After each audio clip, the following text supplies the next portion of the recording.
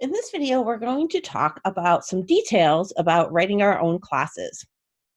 Our primary goal for this first video is to understand the 4 visibility options that we can use for both data members or data fields and methods in our classes.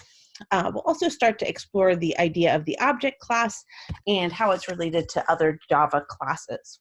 So let's turn our attention to visibility. Sometimes we've used visibility modifier special words in our code, like public, protected, or private. We haven't really talked about what those values mean.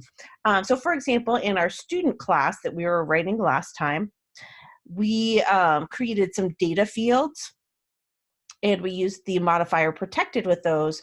And we've been creating methods all semester, and we usually use public in front of the methods that we're creating. So today we're going to talk about what those mean. Those are all special visibility modifiers. They control how the data fields or methods can be accessed from outside our class files. There's actually 4 levels of access.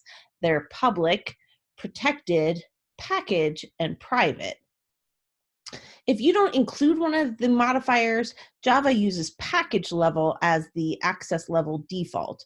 So if you don't specifically write public or protected, that's what it's assuming you want to use.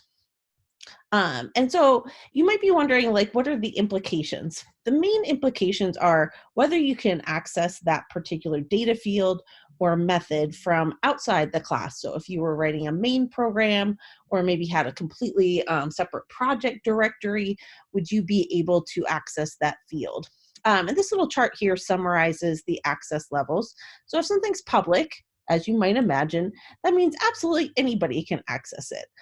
If you're in the class itself, you can access it. If you're in the same package, if you're in a subclass of it, if you're anywhere on the same computer, you'd be able to access that particular field.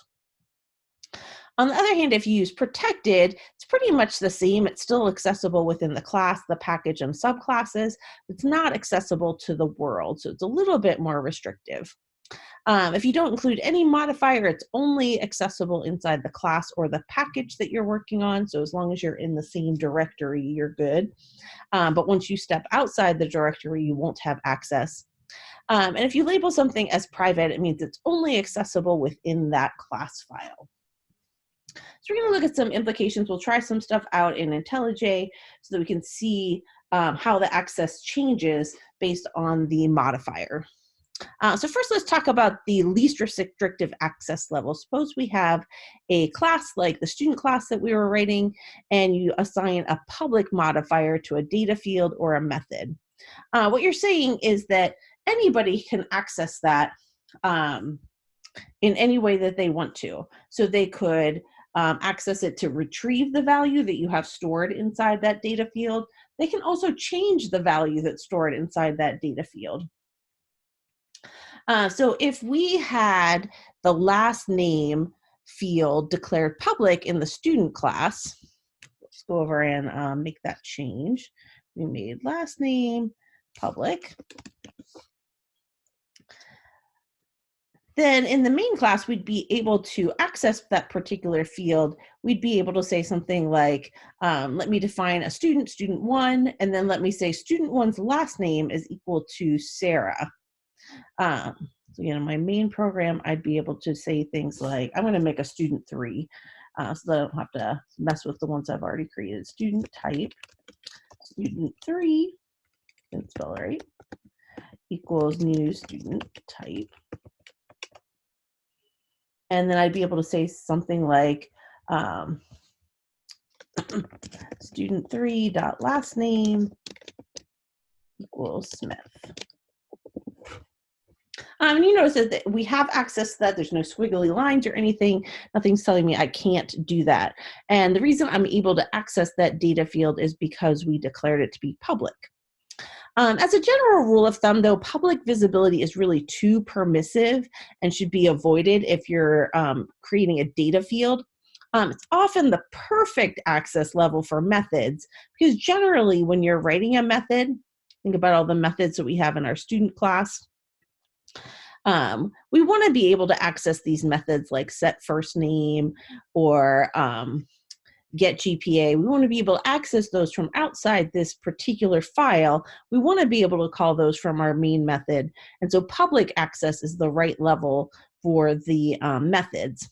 But in general, when you're making things that are data fields, you want to have a more protected access level so that people can't just inadvertently change the values in your data fields. If you write all of the setter methods and all of the getter methods, then you're controlling what people have access to. You're not just leaving your class wide open for people to extract data from or change values to just at their whim. If we consider the most restrictive access level private, private access means that you can only access the field from inside the class itself. So let's try that out with our student class. Let's change the value of last name so it's private. So that's fine. It's not going to change anything about the student type file because inside the student type file, everything's accessible. It's only from outside that now you'll see that the last name is not accessible. It tells us last name has private access in student type. That means we can't access it directly. It doesn't mean that we can't do anything with the last name. It just forces us to use our modifier methods like the set last name. So we're still able to modify the last name, just now we're doing it in a controlled way. We're not able to just do it at will. So that means if you had any kind of error checking or something built into your method, you're forcing somebody to use that error checking that's part of your method rather than just kind of circumventing it by making changes to the data values themselves. So if we try to compile, it's going to give us an error saying the last name's not accessible. We didn't even have to compile. We just saw that just by typing it in, it tells us that it's not accessible, so it won't compile. The visibility level that's a little more restrictive, like private, is usually the appropriate level that you want to use for data fields. It's usually too restrictive for methods because making them private means you won't be able to call them from outside your class. If you take a course in object-oriented design later on in the computer science major, you'll learn about how to make really good decisions about visibility. In 220, we're not going to get real sophisticated, so we're going to use this rule of thumb. You can use this for all of the projects we're going to make this semester. All of the methods that you write should be declared with public visibility so that we can access them outside the class.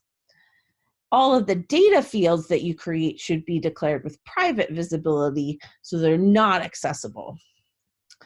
If this topic is really interesting to you and you want to get more information about it, your notes have info about the Java tutorials. If you Google Oracle Java tutorials, those are the definitive Java tutorials that are written by the folks who own Java, Oracle. And they have lots of different tutorials on different topics. They have a lot on object-oriented design. And if you read their tutorials, they suggest that you use the most restrictive access level for a particular data member that makes sense. So use private unless you have a good reason not to. And definitely avoid public fields unless you're using a named constant.